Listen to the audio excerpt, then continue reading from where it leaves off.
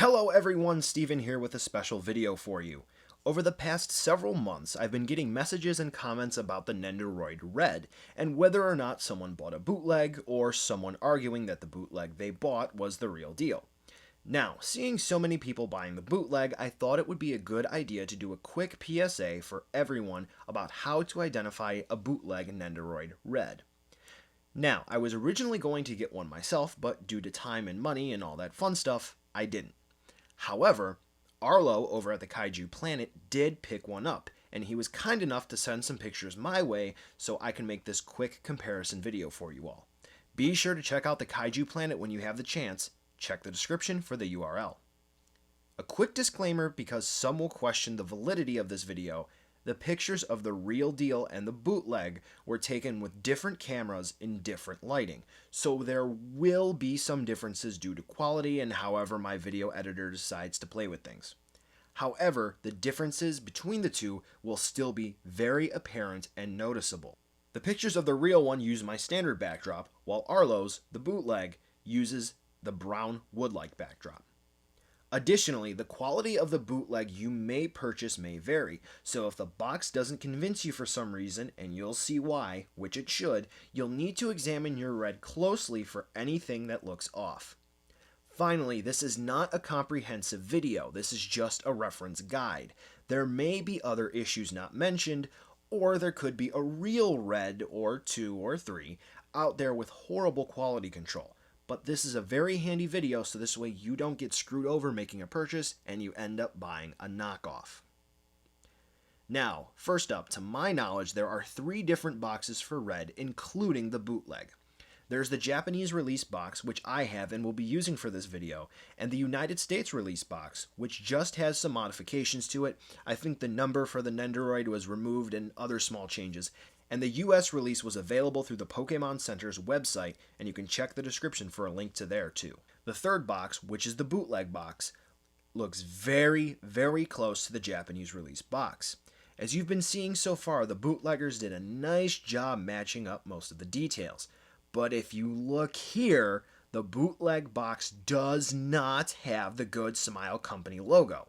It has the Pokemon Center logo, but not GSC's. So if there's no good smile, it's a bad frown.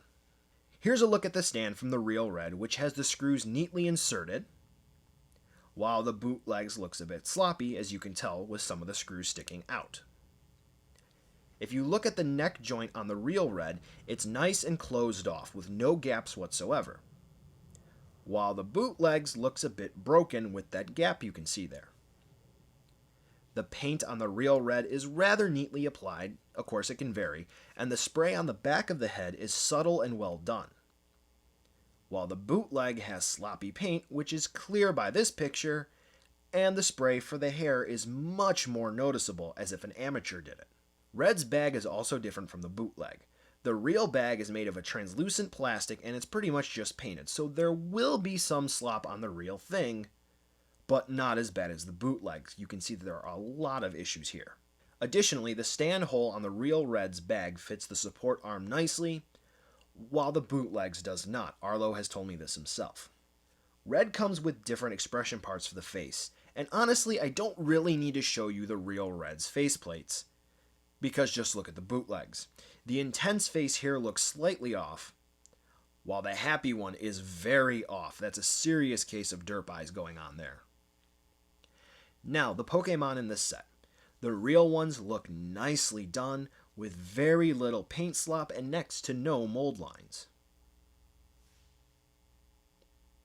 However, take a look at the bootlegs. Wow! In comparison, that's horrible. The eyes on all of them look like they're too far apart, and you can clearly tell they were casted from the real ones, and the details are so much softer. Finally, the Pokeballs. The real ones are kinda sloppy with some paint apps not being clean. But look at the bootlegs. Yeah, there's a real night and day difference here. So that was a quick rundown of some of the differences between the bootleg and the real Nendoroid Red. Again, the main point, which is universal, is if there's no Good Smile logo, it's a bad frown bootleg.